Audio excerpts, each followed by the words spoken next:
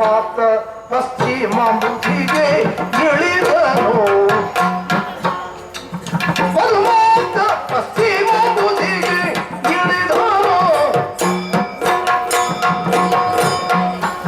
ನೀ ಮಾಡಿದ ಭಾಷೆ ಬಂಜೆಯಾಗುವುದು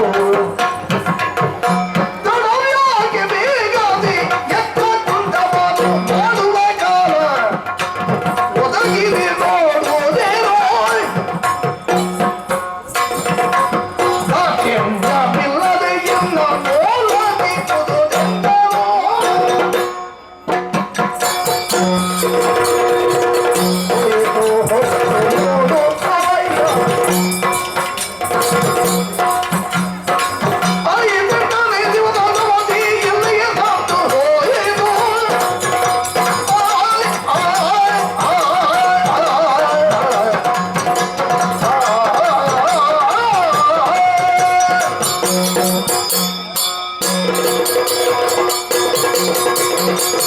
ಏನು ಶ್ರೀರಮಣ ಬಹಳ ತಟಸ್ಥಾಯಿ ಕುಳಿತು ಬಿಟ್ಟೆಯಲ್ಲ ಹೀಗೊಂದು ಸಲ ಕೂತ್ಕೊಳ್ಳೋದಿದೆ ರಣರಂಗವಲ್ಲವೇ ಸ್ವಾಮಿ ನೀನು ಏನು ಹೇಳಿದ್ದಿ 8ನೇ ದಿವಸ ಸೂರ್ಯ ಅಸ್ತಮನ ಆಗುವ ಒಳಗಾಗಿ ದೈವಸ್ಥಿರ ಕ್ಷೇತ್ರ ಮಾಡ್ತಾನೆ ಹೇಳಿದ ನೋಡಿ ಅದೇ ಕ್ಷಣಗಳಿಗೆ ಕಳಿದೆ ಪೂರ್ವದಲ್ಲಿ ಉದಯಂತ ಸೂರ್ಯ ಪಶ್ಚಿಮದ ಕಡಲನ್ನು ಸೇರುವುದಕ್ಕಿದ್ದಾನೆ ಕೃಷ್ಣ ಆ ಭಾಷೆ ಭಂಗಿ ಆದರೆ ದೇವರ ಭಾಷೆ ಹಾಳಾಗಿ ಹೋಯ್ತಲ್ಲ ಭಕ್ತರಿಗೆಲ್ಲ ಒಂದು ಅಪವಾದ ಸೇವರೆ ಹಾಗಾಗಬಾರ್ದು ನೀನು ಹೇಳಿದ್ಯಂತೆ ನನಗೆ ವರ್ತಮಾನ ಬಂದಿದೆ ಗಯನ ಹೇಳಿದ್ದಾನೆ 8 ದಿವಸದ ಒಳಗಾಗಿ ಅವನ ತಲೆಯನ್ನು ಕತ್ತರಿಸುವುದಕ್ಕಾಗಲೈತೆ ಅಗ್ನಿಕೊಂಡಕ್ಕೆ ದೇಹ ಸಮರ್ಪಣೆ ಮಾಡ್ತೇನೆ ಅಂತ ಹೇಳು ಸ್ವಾಮಿ ನೀನು ನೀರಿನಲ್ಲಿ ನೆನೆಯುತ್ತೀಯೋ ಗಾಳಿಗೆ ಒಣಗುತ್ತೀಯೋ ಬೆಕ್ಕಿದರಳು ಸುಡ್ತದ ಒಂದು ವೇಳೆ ನೀನು ಸಾಯುವುದೇ ಹೋದಾಗಿದ್ದರೆ ನಮಗೆಲ್ಲ ಒಳ್ಳೆಯ ಅವಕಾಶ ಇದು ಕೃಷ್ಣನನ್ನು ಬೆಕ್ಕಿನ ಸುಡುವುದು ನೋಡಬಹುದಲ್ಲ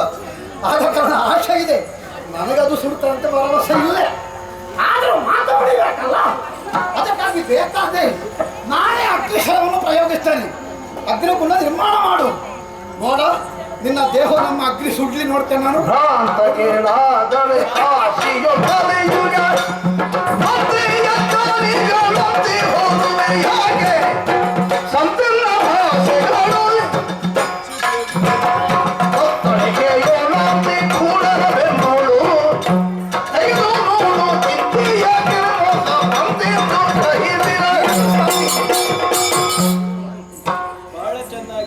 ಒಳ್ಳೇದಾಗಿದೆ ನನ್ನನ್ನು ಕೊಲ್ಲುವುದಕ್ಕೆ ಪ್ರಯತ್ನ ಪಟ್ಟವರು ಬಹಳ ಮಂದಿ ಇದ್ದಾರೆ.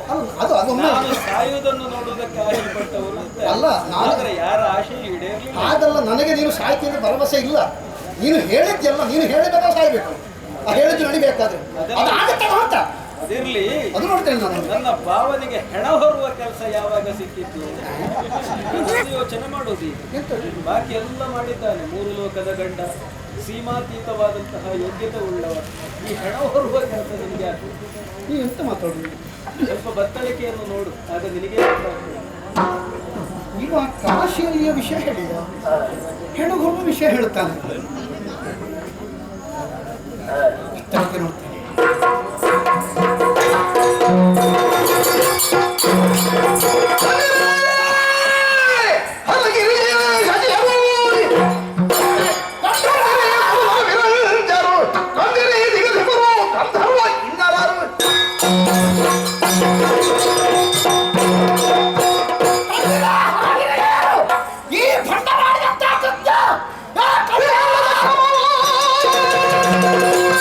Yeah!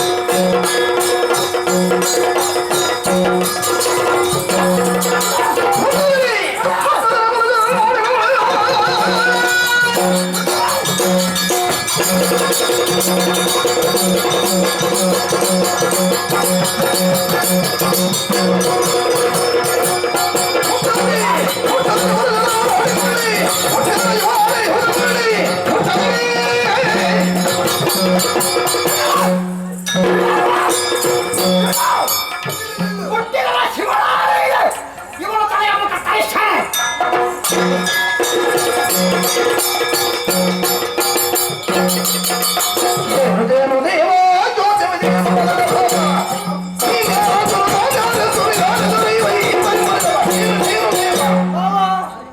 ಏನಯ್ಯ ಇದು? ಈಗೇನು ಅವನಿಯವರು ದೈವಕ್ಕೆ ಬಂದಂತ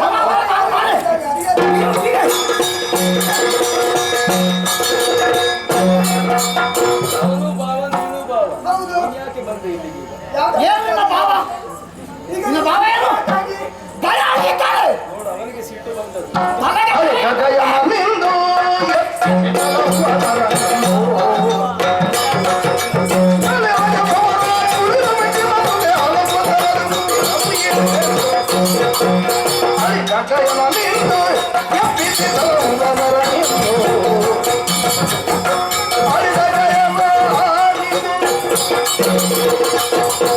ತಲೆಗೆ ನೀನು ಮಾಡಿದಂತಹ ಪ್ರತಿಜ್ಞೆ ಈಡೇರಿಸಿದ್ದೀಯ ಅರ್ಜುನ. ಕೈ ಸತ್ತಿದ್ದಾನೆ, ಬದುಕಬೇಕಮ್ಮ. ಬದುಕಬೇಕು ತಾನೆ ನೋಡಲ್ಲಿ. ಅವ ಅಲ್ಲಿ ಎಂತ ಮಾಡೋದು? ಪಾಪಿ, ಅಲ್ಲೇ ಕೂತ್ಕೊಂಡು ಇಷ್ಟು ಕೆಲಸ ಮಾಡಿಬಿಟ್ಟಿಯಲ್ಲ. ಹಾಳಾಗಿ ಹೋದವನೇ ನಮ್ಮನ್ನು ಯುದ್ಧಕ್ಕೆ ಹಾಗೂ ಹಾಗೆ ಮಾಡ. ಧೀರೋ ವೀರೋ ತಾರಕೌಂತೆಯ ಬಾಲವನ್ನು ಬಿಡು ಭಾರತ ಹವಮಲ್ಲ ಕೇಳಯ್ಯ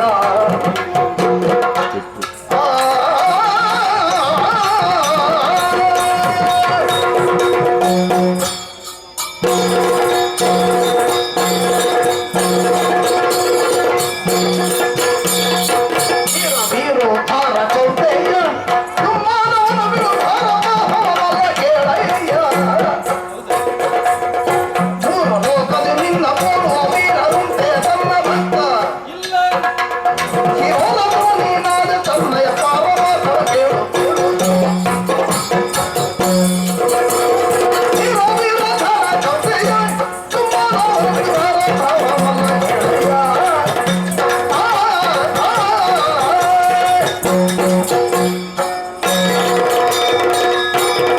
ಕೃಷ್ಣ ವಾಸುದೇವ ಕೌಂತೆಯ ನಿನಗೆ ಅನೇಕ ಹೆಸರುಗಳು.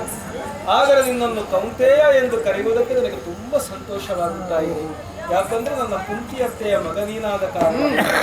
ಅಯ್ಯ, ಸ್ವಾಮಿ, ಭಾರತ ಹೋಮಲ್ಲ ನೀನು ಎಂಬುದರಲ್ಲಿ ನನಗೆ ಎಳೆಯಿತು ಸಂದೇಹ ಇಲ್ಲ. ಹೇಗೆ ತಿಳಿಯಿತು? ಕೃಷ್ಣನನ್ನೇ ಎದುರಿಸಿದ ಅರ್ಜುನ ಯಾರನ್ನು ಬೇಕಿದ್ರೂ ಎದುರಿಸಬಹುದು. ಭವಿಷ್ಯದಲ್ಲಿ ಕೌರವರ ಕಡೆಯಿಂದ ಭೀಷ್ಮರು, ದ್ರೋಣರು, ಅಶ್ವತ್ಥಾಮರು ಗುರುಗಳು ಇವರೆಲ್ಲ ಬಂದರೂ ಕೂಡ ಹೌದು. ಅವರಲ್ಲಿ ಯುದ್ಧ ಮಾಡಬೇಕಾಗಿದ್ದರೆ ಕೇವಲ ಧೈರ್ಯ ಶೌರ್ಯಗಳು ಸಾಲದು, ಸ್ಥೈರ್ಯ ಬೇಕು. ಇದು ಇಲ್ಲಿ ಪ್ರಧಾನವಾಗಿ ನಿನ್ನಲ್ಲಿ ಎಷ್ಟಿದೆ ಎಂಬುದನ್ನು ತಿಳಿಯುವುದಕ್ಕಾಗಿ ಇಂತಹ ಒಂದು ಯುದ್ಧದ ಸಿದ್ಧತೆಯನ್ನು ನಾನು ಮಾಡಿದ್ದೇನೆ. ನನ್ನ ಸತ್ವ ಪರೀಕ್ಷೆಯ ಸ್ವಾಮಿ ಇದು. ನಿನ್ನ ಮೇಲಿನ ದ್ವೇಷದಿಂದ ಅಲ್ಲ. ಇಲ್ಲೀಗ ನಿನ್ನ ಸತ್ವ ಪರೀಕ್ಷೆ ಆಯಿತು. ಸೀಮಾತೀತವಾದಂತಹ ಯೋಗ್ಯತೆ ಉಳ್ಳವನು ನೀನು. ಮೂರು ಲೋಕದ ಗಂಡ ಎಂಬಂತಹ ನೆಗಳತೆಗೆ ಪಾತ್ರನಾದವನು. ಇನ್ನು ಯಾರಾದ್ರೂ ನಾನು ಬಲ್ಲಿರನೆ ಅಂತ ಹೇಳುವುದಲ್ಲ. ನಿನ್ನ ಯೋಗ್ಯತೆಯನ್ನು ನೀನು ಖಂಡಿತ ತೋರಿಸಿಕೊಡಬಹುದು. ಈಗಾಗಲೇ ಕೊಟ್ಟಿದ್ದು. ಬಲ್ಲಿರನಯ್ಯ ಅಂತ ಕೇಳುವವರು ಬಹಳ ಮಂದಿ ಇದ್ದಾರೆ. ಆದ್ರೆ ಅದರ ಸಾರ್ಥಕತೆ ಯಾರಲ್ಲಿ ಇದೆ? ಅದು ಮಾಡಬೇಕಿದ್ರೆ ನನ್ನ ಭಾವ, ಅದು ಭಾವಗಳ ರಂಗಸ್ಥಳವಾಗಬೇಕೇ ಹೊರತು ಬೇರೇನೂ ಅದರ ಪ್ರಯೋಜನವಿಲ್ಲ. ಬಾಬಾ, ಸಂತೋಷವಾಯಿತು. ನಾನು ಪಾರ್ವತಿ- ನೋಡಿದೆ. ಪಾರ್ವತಿ ಪರಮೇಶ್ವರನ್ನು ಏಕರಾಶಿಯಲ್ಲಿ ಕಂಡಂತಹ ಭಾಗ್ಯ ನನಗೀಗ ಸಂತೋಷ ಏನು ಗೊತ್ತುಂಟು? ದೇಹಕ್ಕೆ ಶಕ್ತಿ ಕೊಡುವುದು ಯಾರು? ಶಕ್ತಿದೇವಿ. ಶಕ್ತಿ ದೇವಿ ಪಾರ್ವತಿ, ಈ ಪರಮೇಶ್ವರ ದೇವ. ಮುಂದೆ ಯುದ್ಧ ಮಾಡಬೇಕಾದ್ರೆ ನೀನು ಹೇಳುವಂಥ ಸತ್ವ ಪರೀಕ್ಷೆ ಆಯಿತು. ಅರ್ಜುನನಿಗೆ ಒಂದು ಶಕ್ತಿಯನ್ನು ಕೊಡೋದಕ್ಕೆ ಬಂದ ಹಾಗೂ ಆಯಿತು. ಆದ ಕಾರಣ ಒಳ್ಳೆಯದೇ ಇದು. ಜೊತೆಗೆ ಹಾ. ಈ ಪ್ರಪಂಚದಲ್ಲಿ ಬೇಕಾದಷ್ಟು ಸಾಧಿಸಿದ ಮಂದಿಗಳು ಬಹಳ ಇದ್ದಾರೆ. ಅದರಲ್ಲೂ ವೈಜ್ಞಾನಿಕ ಪ್ರಗತಿ ಏನು ಮಾಡಿದೆ ಎಂಬುದನ್ನು ಹೇಳುವುದಕ್ಕೆ ಸಾಧ್ಯವಿಲ್ಲದಷ್ಟು ಅವುಗಳಲ್ಲಿ ಅಂದರೆ ತ್ರಿಪುರದ ಘಟನೆಯನ್ನೇ ಹೇಳಿಕೊಳ್ಳಬಹುದು. ಅಂತರಿಕ್ಷದಲ್ಲಿ 3 ಪುರಗಳನ್ನು ಸರ್ವಶಕ್ತಿಯನ್ನು ಕಟ್ಟಿಕೊಂಡವು. ಹಾ. ಆದರೆ ಪ್ರೀತಿ ಎಂಬುದನ್ನು ಹೃದಯದಿಂದ ಹೃದಯಕ್ಕೆ ಹಂಚತಕ್ಕಂತಹ ಯಾವುದೇ ಸಾಧನಗಳನ್ನು ಕಂಡುಹಿಡಿದವರಿಲ್ಲ ಅಲ್ಲವೇ? ಪ್ರೀತಿ ಒಂದು ಇಲ್ಲದೆ ಹೋದರೆ ಎಂತಹ ಸಂಬಂಧಗಳು ಬೆಳೆಸಿ ಹೋಗುತ್ತವೆ. ಕೃಷ್ಣಾರ್ಜುನರಾದಂತಹ ನಮ್ಮ ಕಾಳಗದಂತೆಯೇ ಕಾಳಗಗಳು ಆಗಬಹುದು. ಆಗಬಾರದು. ಆದರೆ ಪ್ರತೀಕಗಳು ಈ ಪರಮೇಶ್ವರ ದೇವರು ಹೆಂಡತಿ ದಕ್ಷ ಯುದ್ಧದಲ್ಲಿ ಸತ್ತಾಗ ನನ್ನ ಹೆಂಡತಿ ಸತ್ತು ಅಂತ ಈ ದೇವರು ತಪಸ್ಸು ಮಾಡಿದ ಕುಳಿತುಕೊಂಡು ಬೇಗ ಮದುವೆ ಆಗಲಿ ಹಾಗೆ ಅಂತ ಮರು ಜನ್ಮದಲ್ಲಿ ಹುಟ್ಟಿದ ಪಾರ್ವತಿ ದೇವಿ ಆ ಜನ್ಮದಲ್ಲಿ ನನ್ನ ಗಂಡ ಬೇಡ ಅಂತ ಬೇರೆ ಮದುವೆ ಆಗಲಾಗಿದೆ. ಹಾಗಿದ್ರೆ ಪರಮೇಶ್ವರನನ್ನೇ ಪಡೆಯಬೇಕು ಪಾರ್ವತಿಯನ್ನೇ ಪಡೆಯಬೇಕು ಪರಮೇಶ್ವರ. ಹೀಗೆ ಆದರ್ಶ ಪ್ರೀತಿಗೆ ಪ್ರತೀಕವಾದಂತಹ ಇವರೇ ಭಾವರಾದಂತಹ ನಮ್ಮ ಪ್ರೀತಿಯನ್ನು ಮತ್ತೆ ಗಟ್ಟಿಗೊಳಿಸಿದ್ದಾರೆ. ಆದುದರಿಂದ ಆದರೆ ಈ ಈಶ್ವರ ಪಾರ್ವತಿಯನ್ನು ಕಾಣಬೇಕಾದ್ರೂ ಎಲ್ಲದಕ್ಕೂ ಪ್ರಧಾನ ನೀನೆ. ಆದ ಕಾರಣ ಕೃಷ್ಣ ಕೃಷ್ಣ ಶ್ರೀಕೃಷ್ಣನ ಕಥೆ ಇದೆ ಅಂತಲೂ ಹೇಳಬಹುದು. ಕೃಷ್ಣಾರ್ಜುನ ಕಾಳಗಗಳು ಅಂತಲೂ ಹೇಳಬಹುದು. ಪಾರ್ವತಿ ಪರಮೇಶ್ವರ ದರ್ಶನ ಅಂತಲೂ ಹೇಳಬಹುದು. ಏನಿದ್ದರೂ ಈ ವಾಸುದೇವನ ಆಶೆ ಈಡೇರಿತಲ್ಲ. ಸುಖಾಂತವಾಯಿತು ಇಲ್ಲಿ. ಆದ್ದರಿಂದ ಪಾರ್ವತಿ ಪರಮೇಶ್ವರನ್ನು ಏಕರಾಶಿಯಲ್ಲಿ ಕಂಡಂತಹ ಸೌಭಾಗ್ಯದೊಂದಿಗೆ ಇಲ್ಲಿಗೆ ನೆರೆದವರೆಲ್ಲ ಪರಸ್ಪರ ಪ್ರೀತಿ ನಂಬಿಕೆಗಳಿಂದ ಜಗತ್ತಿನಲ್ಲಿ ಶಾಂತಿಯನ್ನು ಸ್ಥಾಪಿಸುವುದಕ್ಕೆ ಸಾಧ್ಯ. ಮತ್ತೆ ಎಂತಹ ಪ್ರಸಂಗಗಳು ಬಂದರೂ ನಾವು ಧೀರರಾಗಿರಬೇಕು.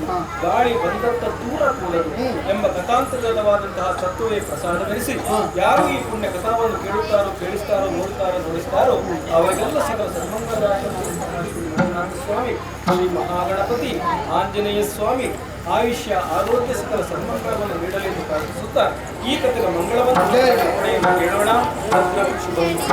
ಆರತಿಯ ತಿರುಗಿ ಮಂಜುನಾಥಗೆ ಮಹಾಗಣಪತಿಗೆ ಮಹಾತ್ಮನಿಗೆ ಮಹಾಮಾಯಿಗೆ ಕಮಲನಿಗೆ ಮುಖನಿಗೆ ಶ್ರೀಗುರು ನರಸಿಂಹನಿಗೆ ಶ್ರೀ ವಿಶ್ವೇಶ್ವರನಿಗೆ ಶ್ರೀ ಆಂಜನೇಯಗೆ ಶ್ರೀ ಮಂಜುನಾಥಗೆ ಆರತಿ ಬೆಳಗಿ ಹರೆಯುಳು ಬೆದರಾದ